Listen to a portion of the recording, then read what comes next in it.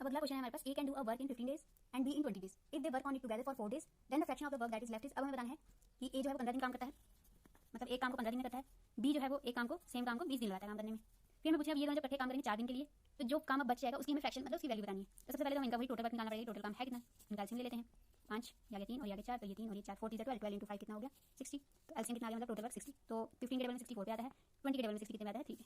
मतलब ए जो है वो एक दिन में 4 काम कर रहा है, बी जो है एक दिन में 3 काम कर रहा है। इतना हमें पता चल गया। तो अब हमें पूछें कि ये बोल रहे हैं कि टोटल 4 दिन के लिए ये दोनों इकट्ठे काम करते हैं, मतलब ए प्लस बी इकट्ठे कितने देर के लिए करते हैं। ए प्लस बी अगर एक दिन में कितना काम करेंगे मिलके 4 + 3 कितना हो गया 7, मतलब एक दिन में दोनों मिलकर 7 काम करें और 4 दिन के लिए कितना काम करेंगे तो 7 × 4 28 काम कर लेंगे ये कितने दिनों में 4 दिनों में इकट्ठे मिलके। तो टोटल काम कितना ये 60 60 - 28 ये हो गया हमारे पास 5 10 2। अब जो है हमारे पास 32 काम बच गए हैं 60 में से। 28 तो इन्होंने 4 दिन में मिलकर कर ली, अब बचा कितना 32। तो हमें क्वेश्चन में क्या पूछा कि फ्रैक्शन जो काम बच गया द लेफ्ट वर्क उसकी फ्रैक्शन निकालनी है। तो जो काम बच गया बचा कितना 32 और फ्रैक्शन किसमें जाएगी टोटल में से। टोटल काम कितना है 60, इसकी फ्रैक्शन निकाल लेते हैं। तो ये हमारे पास हो जाएगा 2 के टेबल से काट लेते हैं 1 6 ये आ जाएगा 30। फिर 2 के टेबल से काटेंगे तो ये 8 आ गया और ये आ गया। अब ये काटेगा नहीं तो हमारे पास 8/15 क्या आ गया fraction of work left. Fraction में ही क्यों निकाला कि यही इसी फॉर्म को हम फ्रैक्शन बोलते हैं। अगर हमें सिर्फ पूछा होता कि calculate the amount of work left तब हम इसको शायद डिवाइड करके पॉइंट में आंसर निकाल सकते हैं और भी तरीके से। तो इन्होंने फ्रैक्शन बोला है, फ्रैक्शन इसी फॉर्म को बोलते हैं जहाँ एक न्यूमरेटर डिनोमिनेटर ये होता है। तो ये आ गया हमारे पास इतना काम जो हमारे पास है बच गया है अभी। तो ये आ गया आंसर। अगला क्वेश्चन है हमारे पास x% of y is y% of question mark, मतलब ये चीज़ निकालनी है हमें। तो इसमें कुछ समझ तो आ नहीं रहा, जैसे पिछले कहीं क्वेश्चन में लिखा होता है कि ये टोटल है इतने स्टूडेंट्स इतने का वो निकालो इतनी परसेंटेज दिए, इसमें कुछ नहीं दिए, खाली वही साइंस लिखना। तो हमने इन्हीं साइंस को मैथ्स की लैंग्वेज में कन्वर्ट करना है। तो क्या लिखा है इन्होंने x% of y is y% of question mark को हम x समझने कुछ भी जो हमें वैल्यू निकालनी है, ऐसे में वही। तो x% परसेंटेज का साइन हटाने के लिए हमें x को 100 से डिवाइड करना पड़ेगा। ऑफ का मतलब मल्टीप्लाई होता है, मल्टीप्लाई y हो गया, इसका मतलब होता है इक्वल टू। तो y% परसेंटेज का साइन हटाने के लिए फिर से 100 से डिवाइड करना पड़ेगा, ऑफ का मतलब मल्टीप्लाई और ये क्या हो गया x यहाँ चलो इसको क्वेश्चन मार्क समझ लेते हैं। ये निकालनी तो इसी की वैल्यू है हमारे पास, x ऑलरेडी ये भी है ना, तो हम इसको क्वेश्चन मार्क समझ लेते हैं। निकालनी हमें इसी की वैल्यू। तो हमें क्या चाहिए है इसकी वैल्यू। अगर हम इसको दूसरी साइड लेके जाएंगे देखते हैं क्या बनता है x/100 × y। ये यहाँ पे डिवाइड में दूसरी साइड जाएगा मल्टीप्लाई हो जाएगा, ये यहाँ मल्टीप्लाई में दूसरी साइड जाएगा डिवाइड हो जाएगा। तो ये y और ये y अलग अलग जगह में है, ऊपर नीचे, तो ये कैंसिल हो गए, ये 100 भी कैंसिल हो गए। तो क्वेश्चन मार्क की जगह क्या बचा सिर्फ x। इसका मतलब इसकी आंसर क्या है, क्वेश्चन मार्क की वैल्यू क्या है x। तो हम ऐसे भी बोल सकते हैं x% of y is y% of x, ऐसे भी बोल सकते हैं। तो हमें खाली हमने क्या किया, हमने जो साइंस थे उनको मैथ्स में कन्वर्ट किया। कन्वर्ट करने से हमारे पास जब हम दूसरी साइड लेके गए तो कुछ चीज़ें कट गई आपस में, बचा जो हमारे पास वो रहा हमारा आंसर।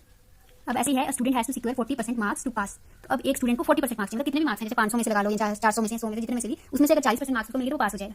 तो ही गेट्स 178 मार्क्स। तो उसको मार्क्स कितने मिले 178 मार्क्स मिल गए उसको। And fails by 22 marks. तो पर वो फेल हो गया, फिर भी कितने मार्क्स है 22 मार्क्स, मतलब अगर उसको 22 मार्क्स थोड़े और मिल जाते फिर उसमें पास हो जाना था। तो मतलब कि जितने अगर उसको 22 और मिल जाते, अगर जितने उसको मिले उसमें हम 22 और ऐड कर देते तो वो कितना हो जाएगा, बस 80 मार्क्स हो जाएगा, तभी वो पास होता। तो ये 0 ये कैरी हो गया इधर, फिर से 0 और ये आ गया 200। तो अगर 178 मार्क्स उसको मिले 22 मार्क्स से वो फेल हो गया, इन दोनों को ऐड किया तो 200 मार्क्स है। 200 मार्क्स का मतलब क्या होगा कि अगर इतने मार्क्स उसके आते तो वो पास हो जाता। तो 200 मार्क्स कितने हो गए 80 मार्क्स, ये 80 मार्क्स हो गया, ठीक है। फिर हमें पूछेगा मैक्सिमम मार्क्स आर, मतलब मैक्सिमम मतलब जितने में से पेपर हुआ है वो कितने मार्क्स हैं। तो हमें सबसे पहले तो ये उन्होंने बताया कि student has to secure 40 marks to pass. तो 40% मार्क्स उसको लेने ही पड़ेंगे पास होने के लिए। तो पासिंग मार्क्स कितने हैं 40% है, और पासिंग मार्क्स जो वैल्यू कितनी होगी 200, मतलब 40% ऑफ मैक्सिमम मार्क्स के लेने ही पड़ेंगे और उनकी वैल्यू कितनी आती है 200। 40% मार्क्स में लेने पड़ेंगे, किससे मैक्सिमम मार्क्स जितने हैं टोटल उसके 40% हम लेंगे तो हम पास हो जाएंगे। पास होने के लिए कितने मार्क्स चाहिए 200। तो 40% ऑफ मैक्सिमम मार्क्स किसके इक्वल हुआ 200 के। इसको हम सॉल्व करते हैं, 40% का साइन आएंगे तो 100 नीचे डिवाइड में, ऑफ का मतलब मल्टीप्लाई, मैक्सिमम मार्क्स ऐसे आगे जो हम निकालने हैं और ये किसके बराबर है 200 के, क्योंकि 200 ही हमारे पासिंग मार्क्स हमें इस बंदे से पता चले। तो ये 0 कैंसिल, उल्टी साइड जाएगा तो मैक्सिमम मार्क्स इक्वल टू 200 × 10 जो है ऊपर चला जाएगा, 4 जो है नीचे आ जाएगा। तो 4 के टेबल में आता है 25 पे। मैक्सिमम मार्क्स कितने हो गए 15 × 10 कितना हो गया 500। मैक्सिमम मार्क्स कितने हो गए 500। तो 500 में से वो 200 लेगा और 200 कितने हैं वही 40% ऑफ मैक्सिमम, तो ही वो पास होगा। कैसे पता लगा 170 मार्क्स ने लिए थे, 178 लिए थे उसने, 22 मार्क्स से वो फेल हो गया, मतलब 22 मार्क्स अगर उसको और मिलते तो पास हो जाता। तो हमने ऐड करके निकाली कि पासिंग मार्क्स कितने हो गए 200। अब ये हमारे पास क्वेश्चन है, A can lay railway track between 2 given stations in 16 days. तो ए जो है वो रेलवे ट्रैक को डाल सकता है 2 स्टेशन के बीच में 16 दिन में। तो ए कितने दिन में काम कर रहा था 16 दिन में। फिर बोले we can do the same job in 12 days. तो बी जो है वो सेम काम कितने दिन में कर रहा है 12 दिन में।